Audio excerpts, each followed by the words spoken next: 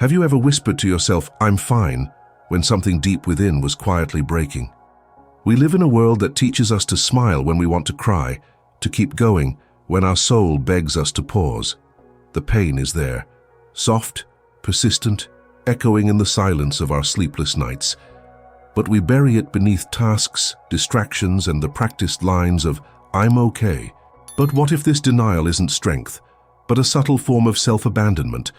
So many of us carry invisible wounds, betrayals we never voiced, childhood shames we never named, griefs that calcified in silence.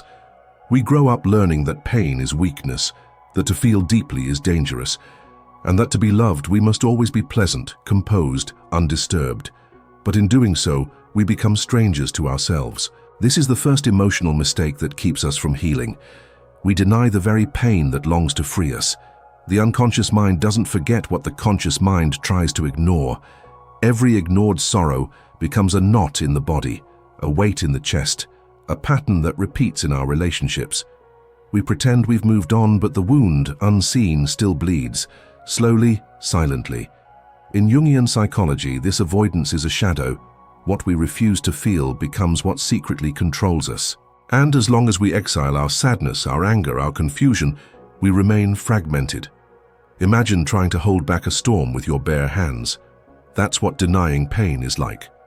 The storm is not the enemy. It's the messenger. Pain is the soul's way of saying, "There's something here you need to see." But most of us don't want to see. We stay busy. We distract ourselves with screens, people, even spiritual bypassing, trying to stay high vibe, while something sacred inside cries for truth. What if healing isn't about fixing yourself, but finally listening to the part of you that was never heard? Imagine a child crying in a corner, alone, ignored. That child is your inner self. And every time you deny your pain, you walk past her. You leave him there. But when you stop, when you sit down beside that child and say, "I see you. I'm here now," that's when the healing begins. You don't need to justify your pain. You don't need to explain why it hurts. You only need to let it speak. Because pain has wisdom. It reveals the lie we believed, the need we denied, the boundary we let collapse. And when we finally give it voice, the storm begins to pass. Not because it's gone, but because it has been honored. Healing isn't a straight line. It begins the moment we stop running. So today, ask yourself not, "How do I get rid of this pain?" but, "What is this pain trying to show me?" Let that question stay with you. Let it open something soft and real, because the soul does not heal through silence. It heals through truth. Have you ever found yourself asking, "Why do they keep hurting me?" or whispering, "If only they would change, I could finally be at peace"? There's a quiet illusion many of us live with. The belief that our healing depends on someone else's behavior, that our pain will end when others stop disappointing us. But what if that belief is the very thing keeping us stuck? This is the second emotional mistake that holds us back from healing. We give away our emotional power by blaming others for our suffering. It's human to want to point the finger, to say, "They abandoned me, they lied, they were cold." And maybe they did. But if we stay in that story forever, we never ask the deeper question, why did I stay? Why did I accept it? What in me was trying to be loved through them? Blame feels like protection. It gives us a villain. But healing requires something harder, looking inward. Blame is the outer path. Responsibility is the inner one. Carl Jung taught that what we reject in ourselves, we often project onto others. The anger we can't own becomes the anger we see in them. The weakness we deny becomes what we mock.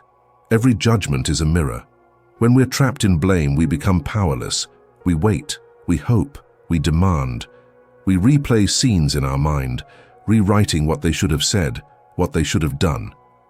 But the story never changes, because the person we need to confront isn't them. It's the self who tolerated what hurt. Let me ask you, what part of you believed that you didn't deserve better? That's the real wound. That's the voice within that needs your attention. Blame gives temporary relief. Responsibility brings permanent liberation. Taking emotional responsibility isn't about excusing what happened. It's about reclaiming your inner authority, saying, Yes, that hurt, and I choose to understand what in me allowed it. This is not self-blame. This is self-empowerment. Because once you see your pattern, you can change your path. Visualize this.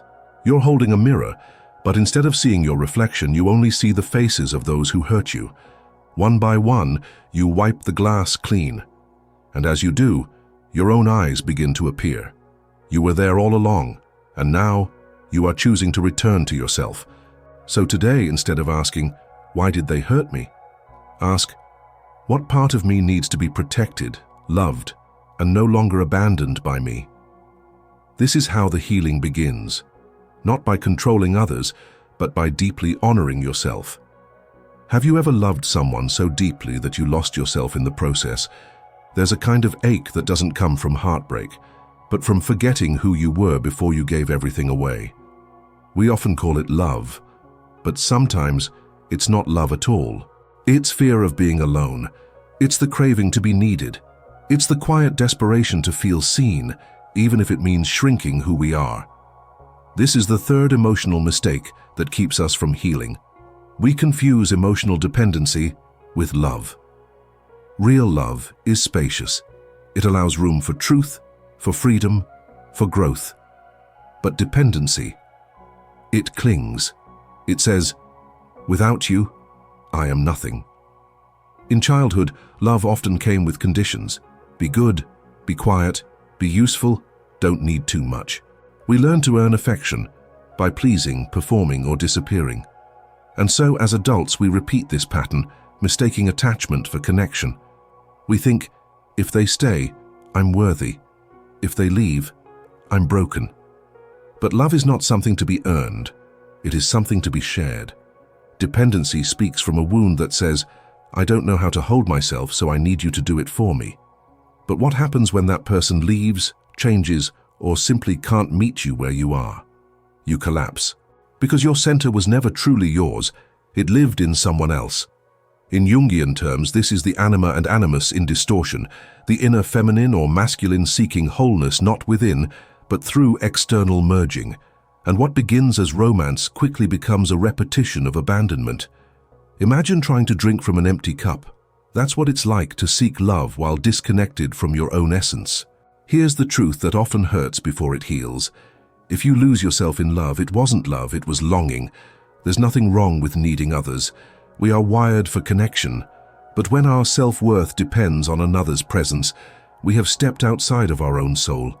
So what does real love look like? It looks like two whole beings choosing each other, not from lack, but from abundance, not from fear, but from truth. Close your eyes and picture this.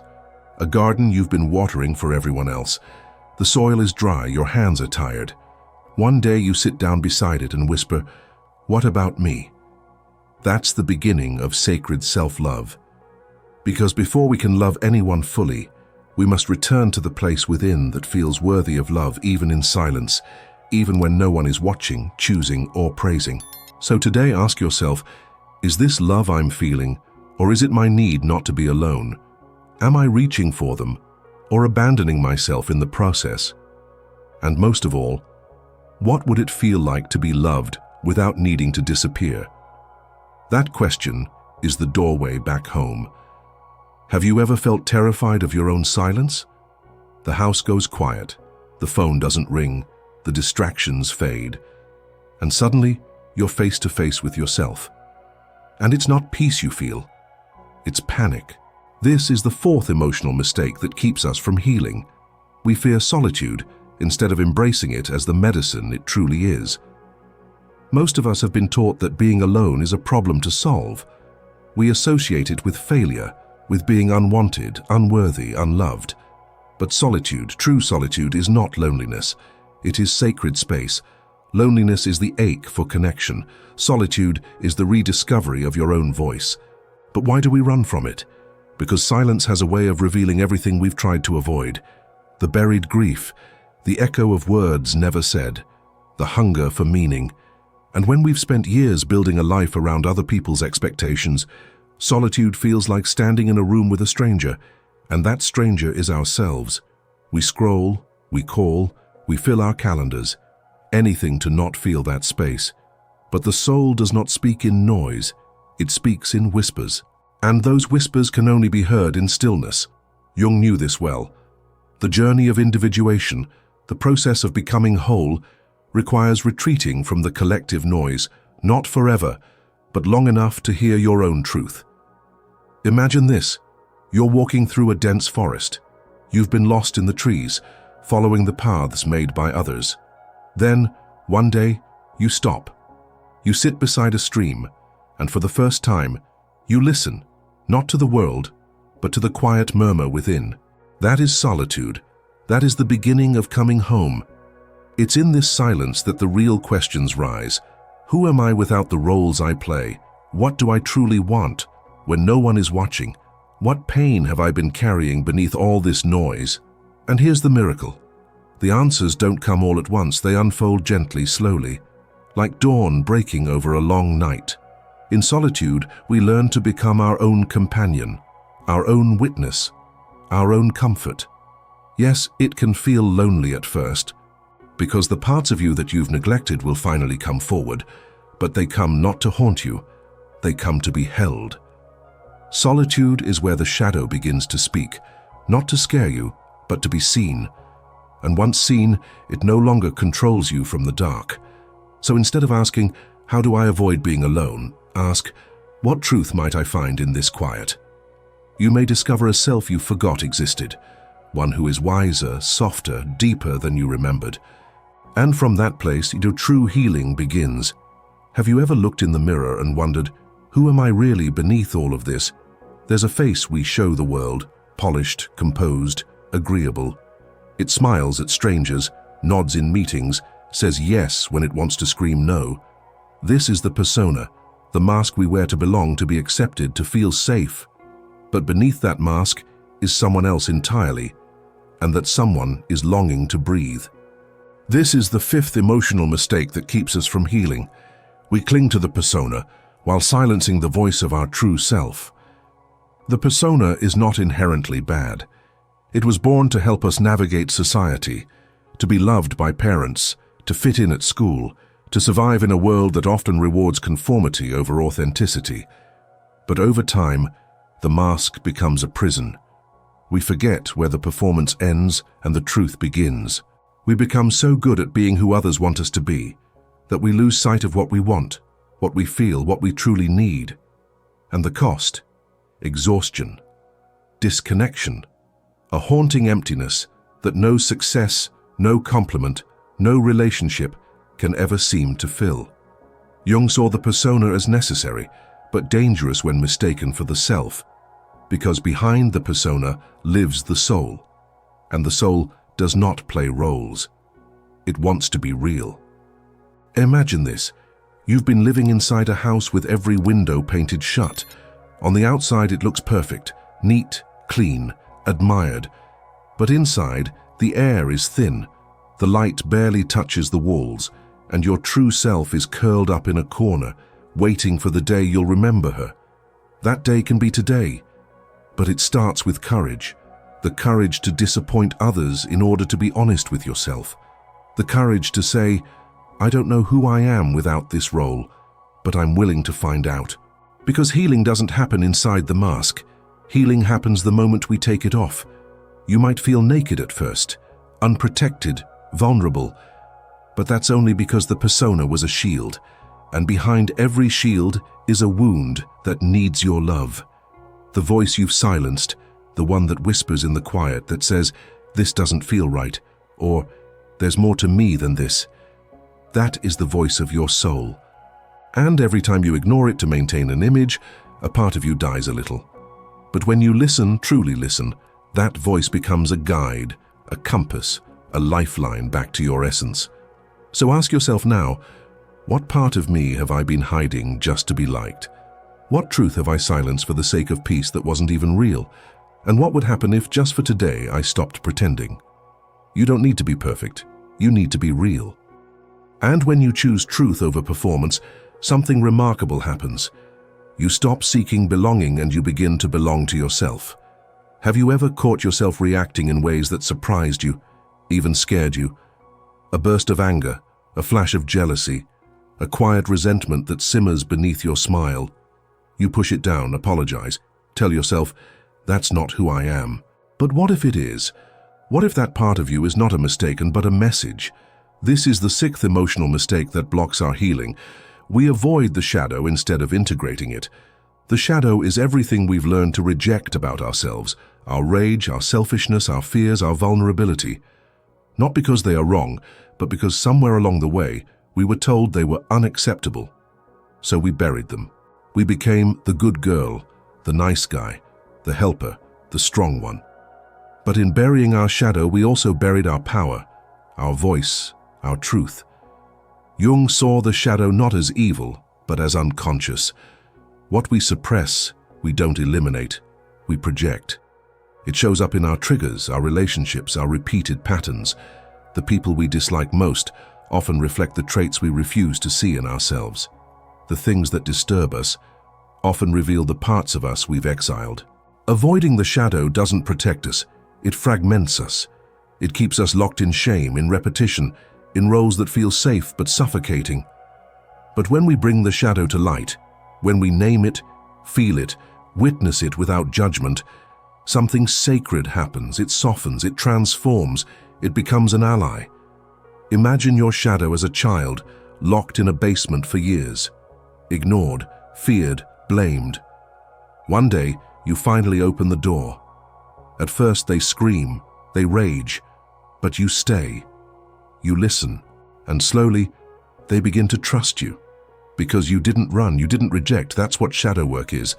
It's the sacred art of turning toward what we were taught to turn away from, and within that darkness is your strength, your intuition, your boundaries, your creative fire, your deepest wisdom.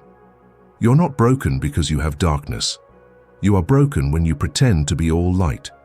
Healing asks for your whole self, not just the polished parts, but the hidden ones, the messy, the wild, the real.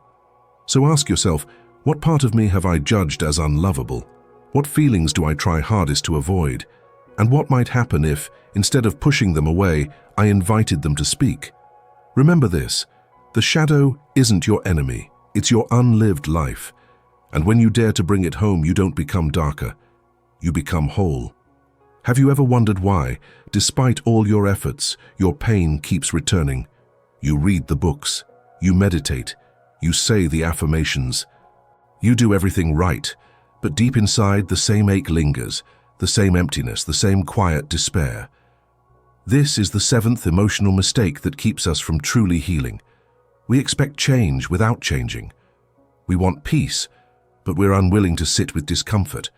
We want joy, but we're afraid to release our sadness. We want love, but we hold on to our fear. True healing isn't a surface fix, it's a deep transformation. And transformation always begins with truth. Many seek healing the way they seek medicine, something to remove the symptom quickly and painlessly. But emotional wounds don't heal like physical ones. They require us to see ourselves, not as we wish we were, but as we truly are.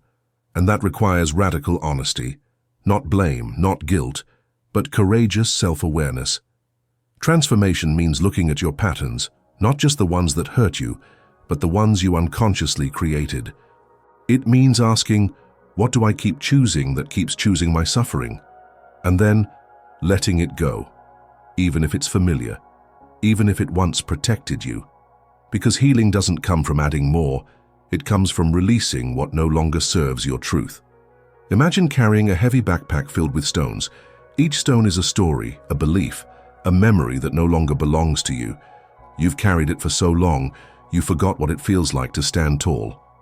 One day, you stop, you open the bag, and you begin to remove them one by one. That is healing. Not an escape, but a return. Not perfection, but presence. Not a new mask, but the birth of the real self. Healing doesn't promise a life without pain. It offers something deeper, the strength to face pain with grace, to sit in your silence without fear, and to meet yourself with all your flaws, shadows, and beauty, and say, you are worthy. Because transformation isn't a destination. It's a choice you make moment by moment to no longer abandon yourself. So ask yourself now, what am I still waiting for to finally choose myself? What truth have I been avoiding because I'm afraid of what it might change? What would happen if I stopped seeking healing and started becoming it? Because in the end, healing is not something you chase, it is something you allow when you finally choose to live in alignment with who you truly are. So now I ask you, how many years have you spent waiting to feel whole without ever turning inward to meet the one who's been waiting for you? How often have you mistaken silence for healing when the truth was only buried deeper? What would your life look like if you stopped avoiding the wound and started listening to what it's been trying to teach you? Healing is not a straight line. It's a spiral, a return, a remembering. And perhaps today is not the end of your pain, but the beginning of your relationship with it. If this video spoke to your soul and you'd like to help keep this channel alive and thriving, you can now offer a super thanks, a small act that helps us reach more hearts and continue creating content that truly matters. Don't forget to subscribe and click on the next video that's appearing on your screen now. It might be the message your soul has been waiting to hear. Come back to yourself. The journey is not out there, it's within. And I'll be right here waiting for you in the next chapter.